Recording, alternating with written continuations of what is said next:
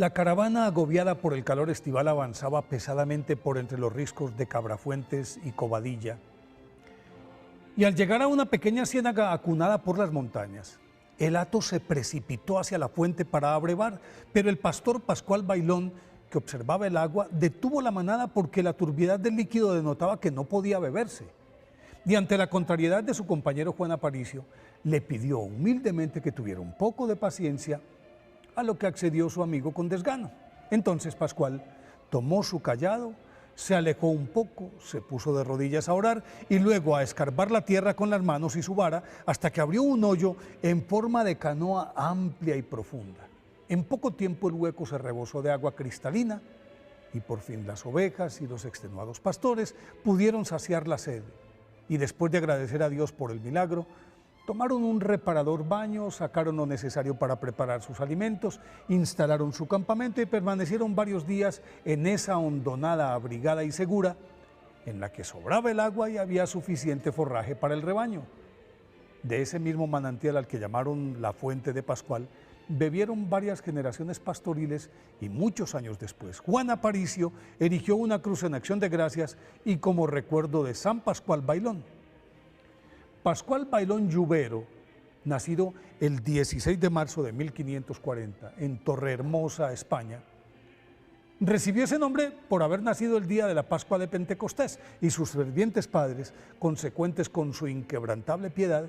criaron a su hijo al influjo de la Eucaristía, de la pasión del crucificado y la devoción a la Santísima Virgen, y por eso cuando se les perdía el infante, invariablemente lo encontraban en una capilla cercana, extasiado ante el altar,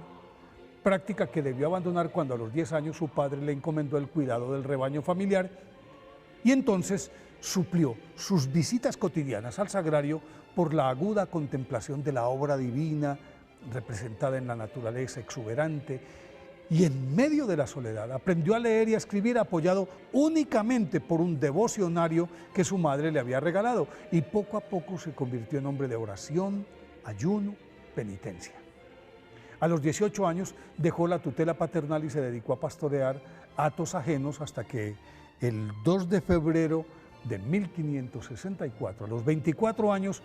ingresó al convento de los frailes menores de San Francisco y con el nombre de Fray Pascual adelantó su noviciado, cumpliendo rigurosamente las severas reglas impuestas a sus monjes por San Pedro de Alcántara y asumió las tareas más humildes: portero, hortelano, cocinero, mandadero, barrendero y encargado de pedir la limosna que repartía entre los pobres, y las necesidades de su monasterio. Aunque más por su ejemplo, santidad y virtudes que por su preparación intelectual quisieron ordenarlo sacerdote, no aceptó como San Francisco, porque se sentía indigno de tal distinción. En su condición de hermano lego, San Pascual Bailón cumplía escrupulosamente con sus obligaciones y a continuación aligeraba las cargas de los demás, ayudándoles en los oficios que les asignaban, y mientras lo hacía, cantaba salmos y luego se refugiaba en la capilla, se embebía en la contemplación, se acostaba de último sobre una tabla con un tronco como cabecera y estaba de primero en las oraciones matinales. Al término de todas las misas en las que ayudaba, se escapaba hacia el altar de la Santísima Virgen